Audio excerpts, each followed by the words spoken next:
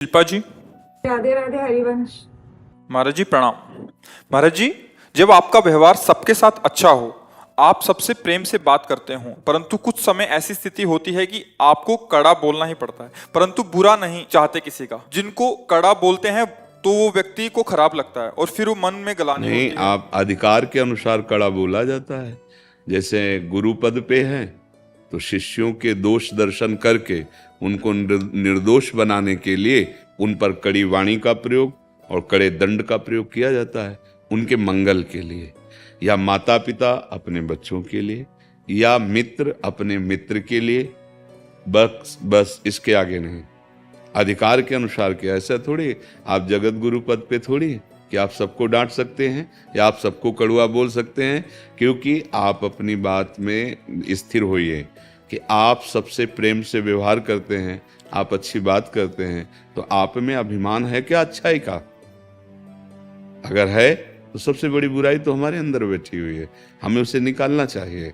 सामने वाले में दोष देखने का अधिकार दो को ही है, या सदगुरुदेव को, गुरु पद पर जो भी विराजमान है, वो चाहे टीचर भी क्यों ना हो, अपने विद्यार्थी को निर्दोष करने के लिए, उन्नति के लिए वो डांट सकता है, दोष दर्शन कर सकता है, और माता पिता कर सकता है।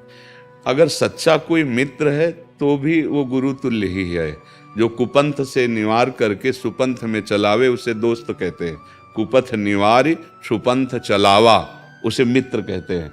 बकाया फिर और दोष दर्शन करने का अधिकार नहीं। अगर उपासक और दोष दर्शन करता है तो वो अपनी उपासना से हाथ धो बैठेगा।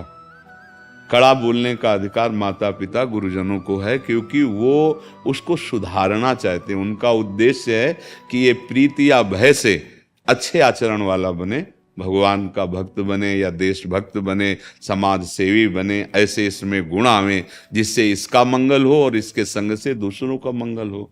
तो पहली बात, आप क्या हैं ये देखिए। दूसरी बात, आप में इतनी सामर्थ्य है। तीसरी बात, अगर सामर्थ्य है तो फिर बुरा नहीं माना जाता। जैसे हम किसी को समझा रहे और वो हमारी अवहेलना करके चल दे, गाली दे दे, तो हमें मुस्कुरा देना है, क्योंकि हम अपनी बात कह रहे हैं, सत्य बात कह रहे हैं। अब आप नहीं मान रहे हैं, ये आपका स्वभाव है, आपका प्रभाव। अगर हमारे को बुरा लगता है तो पहले हमें सुधरने की जरूरत है, दूसरे के सुधारने की योग्यता भी हमें नहीं है। जब हम अपनी बात को रखें और सामने वाला तिरस्कार कर दे हमारी बात को और हमें बुरा ना लगे, तब हम बात रखने लायक हुए हैं। ये सब बातें विचार कर लेनी चाहिए। किसका प्रश्न है? हाँ, आप देख लो बच्चा, आपको जैसा इस विषय पर अनुभव हो वैसा कीजिए। बकाया शास्त्रीय आज्ञा है, या यदि आप माता पिता हैं, यदि आप गुरु हैं, या आप सच्चे मित्र हैं, तो आप हित की बात कह सकते हैं। वैसे हित का सिद्धांत है मृदु, सत्यम वद मृदु वद। सत्य बोलो और मीठा बोलो। वचन में क्या कंजूसी है? क्यों कड़ुआ बोल करके ही समझाया जा सकता है क्या?